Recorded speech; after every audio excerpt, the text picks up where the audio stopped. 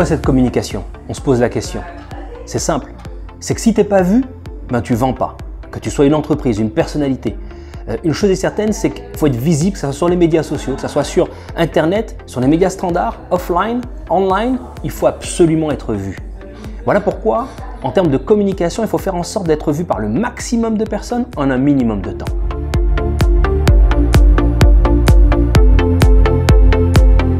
Quelle est l'importance d'une bonne communication? Ça, c'est la véritable question. La plupart des entreprises et même des personnalités négligent l'importance de leur communication, mais elle est clé pourtant.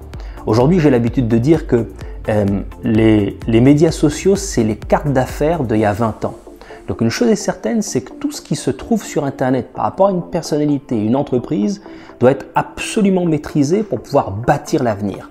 C'est premièrement l'élément à considérer au niveau de l'importance de la communication. Le deuxième élément, c'est bien sûr le retour sur investissement. On investit dans une communication pour avoir un retour financier, que ce soit un retour au niveau des conférences pour une personnalité, des contrats à décrocher pour un sportif. Il faut savoir que pour une entreprise, c'est la même chose. Plus on est vu sur Internet, plus la crédibilité augmente et par conséquent, plus on a de ventes. Donc l'importance d'une communication, marketing en ligne, marketing offline, c'est de savoir bien maîtriser son avenir en termes de projet et en termes de chiffre d'affaires.